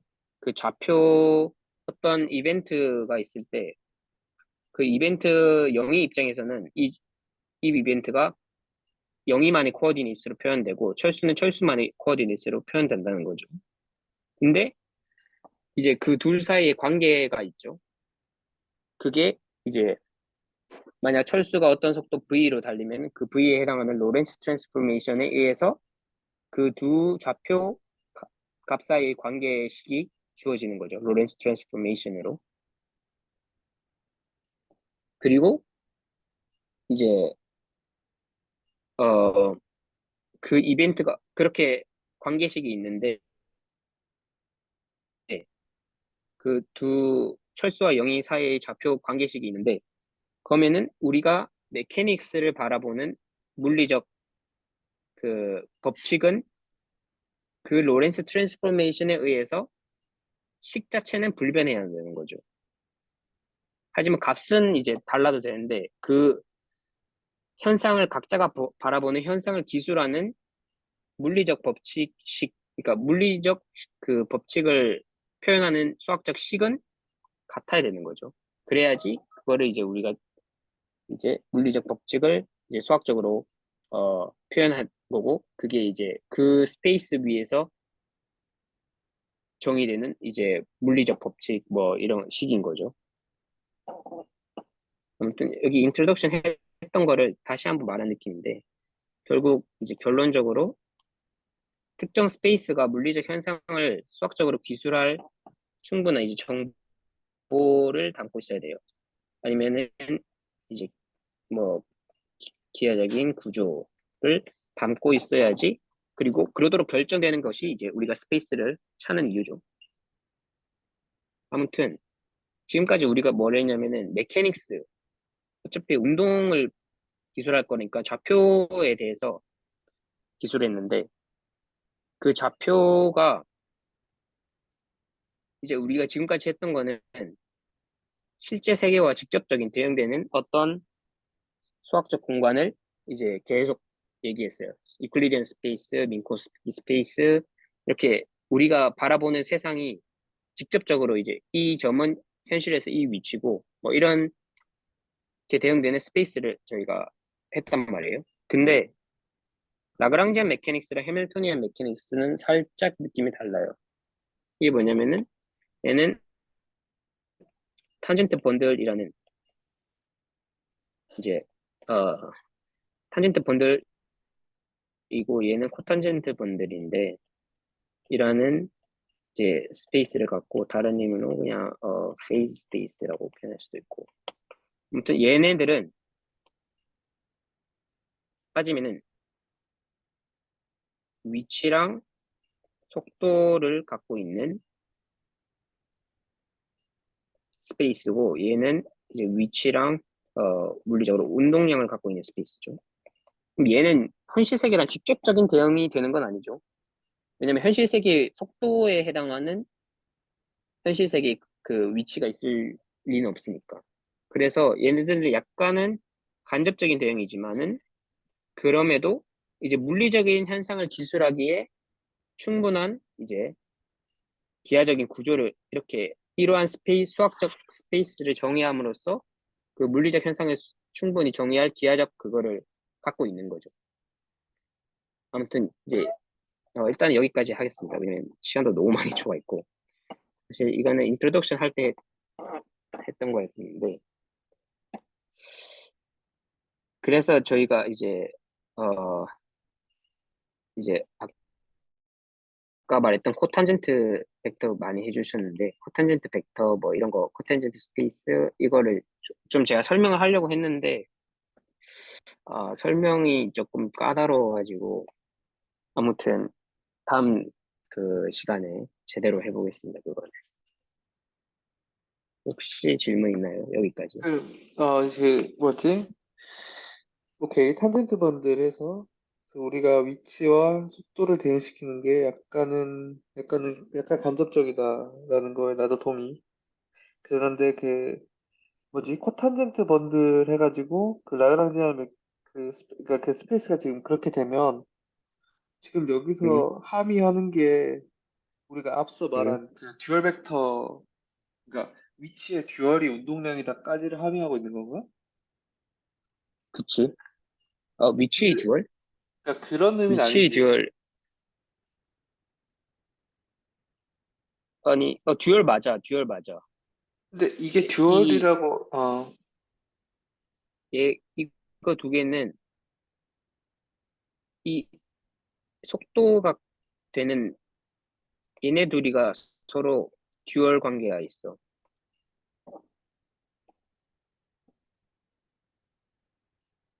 그런 의미에서 듀얼은 맞아, 맞아. 속도와 운동량이 지금 듀얼이다라는 말인데, 음, 그러면은 이게 운동량이 속도에, 그러니까 내가 지금 궁금한 건 유닛이거든? 음. 그런, 지금 그 물리적인 유닛에 대한 얘기는 생각은 안 하는 거지. 물리적인 유닛에 대한, 어, 그럼 여기서 스칼라를 준다고 하는 게 뭘 주는 거지? 그러니까 스칼라를 스칼라는 준다? 유닛리스 넘버를 준다? 이 말인가? 그 말은 아닐 것 같은데. 그러니까 내 말은, 스칼라가 벡터, 유닛. 그러니까 듀얼이면 어떤 한쪽이 이제 그 베이시스가 펑셔널이라고 치면 벡터를 음, 받으면 어떤 스칼라를 주는 게 그 펑셔널의 적인데, 그럼 여기서 말하는 그 음. 스칼라라고 하는 게 그 물리적인 상수냐? 물리적인 상수냐고. 어, 음, 물리적인 상수가, 맞는 것 같은데. 왜냐하면은, 그,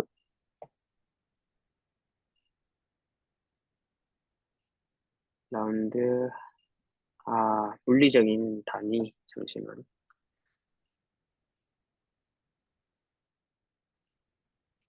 단위에 해당하는 음,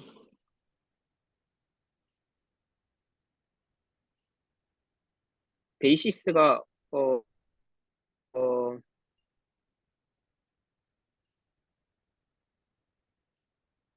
되게 베이시스가, 시간에 대해서, 시간에 대해서, 그게 베이시스에 함이 되나? 이건 좀, 그런 쪽은 아닌 것 같은데. 음. 이거는 좀 생각을 해볼게. 나중에. 잠깐. 오케이, 그러면 너가 주장하는 거, 그러니까 너가 오늘 얘기해 준 것까지는 탄젠트 음, 번들은 위치와 속도를 이렇게 하나로 해서 컨피그레이션 스페이스 같이 한 음. 그렇게 이제 표현할 수 있고 뭐라고 해야 되나? 그렇게 탄젠트 번들에 대한 해당하는 거 우리가 그렇게 표현할 수 있나? 그러니까 탄젠트 번들이 그 매니폴드에서 특정 점에서 미분한 그 평면 아니야? 아닌가? 그 평면이 세트인가? 그치. 그 평면은 탄젠트 스페이스인데, 아, 이제, 어, 탄젠트 스페이스가, 그러니까 아까 음, 이제 점이랑 음, 이제 벡터를 따로 구분했는데, 음, 실제로 매니폴드에서도 점이랑 음, 이제 각 점에 대항하는 탄젠트 스페이스가 따로 있어서, 음, 그쪽에서 탄젠트 스페이스에서 음, 그 나오는 이제 벡터가 있단 말이야. 음, 근데 이제 이 점이랑 그 벡터를 음, 통째로 음. 그냥 하나의 다시 스페이스로 생각을 하는 게 탄젠트 번들인 거지. 오케이. 오케이, 그럼 그건 완전 클리어하고. 그럼 그 코탄젠트 번들은 음. 러플리 그것의 어떤 버티컬한 평면인 것 같은, 그 어떤, 그니까, 모르겠어. 이게, 버티컬하다고 하면 좀 그거의 듀얼, 그런데. 듀얼이라고 해야겠지. 그거의 듀얼이지. 탄젠트의 듀얼인데, 듀얼인데, 정확히 운동량을 이제, 음, 잠깐만, 정의하는. 아무튼 얘도, 음, 탄젠트 스페이스에 의해서 음, 그 듀얼로서 표현되는 코탄젠트 이제 벡터 음, 스페이스거든, 여기도. 음, 음, 근데 그 코탄젠트 벡터 스페이스로 넘어갈 때 듀얼로서 아하,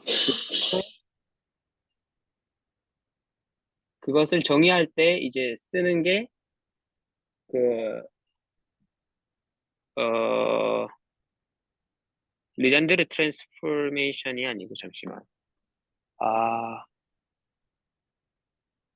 그래서 이쪽이 약간 음, 시작점을 잘 잡아야 돼서 다음 음, 시간에 그 할 때 오케이, 제대로 해줄게. 오케이, 오케이. 그러니까 내가 궁금한 거는 그러니까 그거야. 그러니까 커탄젠트 그쪽을 할 때 지금 우리가 잘 알고 있는 거는 두 개가 리전트리 트랜스포메이션 관계가 있다.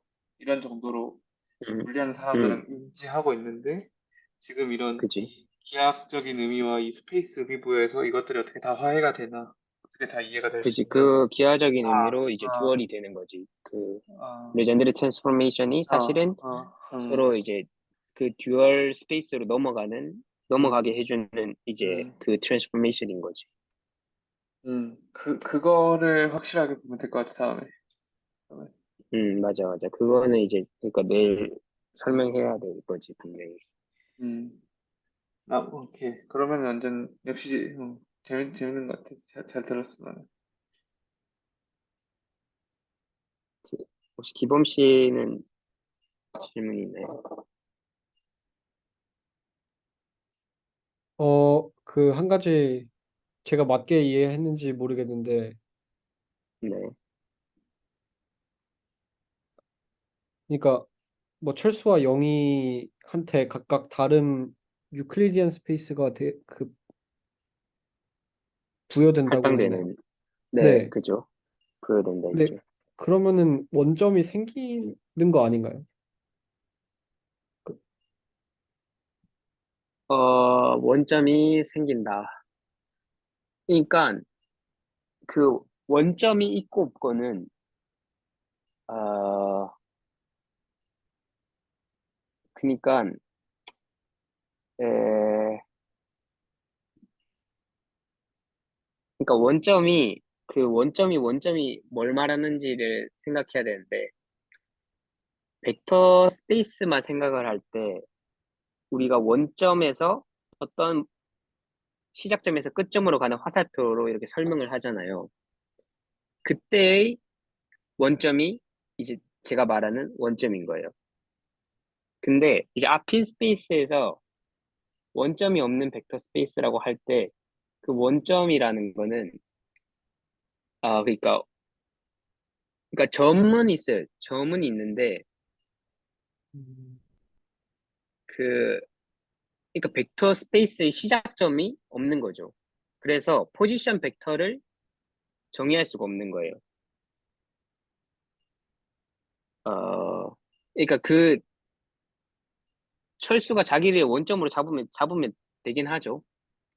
근데 그렇게 해서 이제 벡터 스페이스를 각자 이렇게 만들면은 돼요. 되는데 이제 그러면은 문제가 이제 그 둘은 같은 벡터 스페이스가 아닌 거죠. 서로 다른 벡터 스페이스인데 그러면은 어떤 그러니까 어떤 위치를 둘이 서로 다른 벡터로 네. 표현하고 있는 거예요. 음, 그게 문제가 되는 거죠.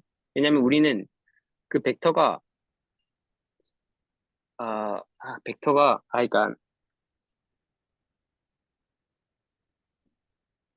음 이게 그러면은 같은 스페이스를 공유하고 매트릭이 다른 건가요? 같은 스페이스 그쵸 아, 같은 종류의 스페이스죠. 그러니까 서로 다른 벡터 스페이스도 맞는 편이에요. 그것도 맞는 편이고 아 제가 한번 말해볼게요. 그러니까 철수와 영희가 예를 들어 둘 다 유클리디안 스페이스를 할당을 받았어. 그러면은 이 두 유클리디안 스페이스는 이제 성철의 데피니션 앞인 스페이스 플러스 이너 프로덕트가 정의됐잖아요. 그러니까 근데 앞인 스페이스 자체는 그러니까 원점이라는 명확한 개념은 없는 거죠. 그냥 그치 그 점과 벡터만 있을 뿐이지. 근데 이제 우리가 그치 통상적으로 얘기하는 건 철수가 자기가 서 있는 곳을 원점으로 잡는다 이런 얘기를 하잖아요. 그럼 이제 그런 그치 식의 자기가 그, 디파인하는 점들이 있을 수 있는 거죠. 자기가 디파인한. 근데 그게 원래 이 스페이스를 할당할 때 의미 되는 게 아니라 그건 이제 자기가 받고 나서 의미부여를 한 거지. 그러고 나니까 이제 철수와 영의 레프레젠테이션이 그러니까 달라지는 거죠. 두 개 다 자기 서 있는데 원점으로 잡았다고 치면. 그런 의미에서 유클리디안 스페이스가 되는 건가요? 그러니까 그러니까 제가 이해한 바를 말하는 거예요. 제가 이해한 바는 두 개 다 유클리디안 스페이스를 받고 거기에는 명확한 원점의 개념은 원래는 없어요. 근데 네네. 우리가 물리적으로 통상적으로 정의하는 원점이라는 개념이 있는 거고 그 원점이라는 개념에서 그런 의미 부여를 했을 때 네네네. 이제 그 스페이스 리프레젠테이션이 달라질 맞아요 수 있다. 네, 맞아요 그러니까 이해가 되는 것 같아요. 맞아요. 약간 정확한 표현 말인 것 같아요. 그래서 그러면 이제 물리적으로 의미 있는 그 벡터는 이 벡터인 거죠. 사실은 우리가 네. 벡터를 이렇게 네네. 설정해놓은 하는데 얘는 물리적으로 의미 있는 벡터가 아니에요. 왜냐면은 음, 그러니까 물리적으로 의미 있는 거는 이 이건 거죠. 이게 무슨 뜻인 느낌인지 알겠어요? 그러니까 뭔가 실용적인 의미에서 유클리디안 스페이스가 아니고 공간의 특성을 봤을 때 명확한 원점을 정의할 수 없기 때문에 그쵸? 그렇게 얘기를 하는 거라고 이해하면 되나요? 네. 그래도 틀린 건 없어요. 네. 네, 알겠습니다. 그래서 음, 아무튼 이제 그 점과 벡터를 이제 구분한다. 그거를 네, 이제 제너럴라이즈 한 게 이제 점점 매니폴드 탄젠트 그게 될 거고. 그래서 음, 그거를 제가 이제 음, 설명하고 싶었어요. 음. 근데 이 플로우 라인 되게 괜찮은 것 같아. 되게 설득력 있는데? 그래서 이, 맞아. 그래서 이거 하다가 근데 이제 설명이 진짜 이제 좀 까다로워. 왜냐면 그, 그러니까 이게 좀 이게, 애매하네. 이게, 이게 수학하는 그 표현이 있고, 물리라는 사람들의 그 음, 표현이 있잖아. 음, 그거를 이제 하기가 어려운 것 같아. 맞아, 맞아. 그러니까 이거를 물리라는 사람이 어떤 생각에서 하는지를 사실 수학한 사람이 굳이 생각할 필요는 없잖아. 왜냐면 그치. 자기들의 데피니션을 가지고 놀면 그게 충분한 건데 그걸로 수학적 세상은. 맞아, 맞아, 맞아. 근데 그걸 우리한테 이해시키려고 하니까 이제 말이 꼬이고 두 번, 세 번 더 말해야 되는 건데. 그럼 이제 그치. 우리가 잘 이해하고 다시 얘기하면 그게 맞냐고 물어보면 되는 것 같아. 그런 것들을. 음, 음, 난 잘 알겠습니다. 들었어. 시간이 벌써 이렇게 돼버렸네. 이게 이제 100분 토론이 돼버리고 있는. 나, 예, 15분씩 뭐 하기로 이렇게 했는데. 어, 다음에는 준수해보는 걸로 하고, 일단 오늘은 여기서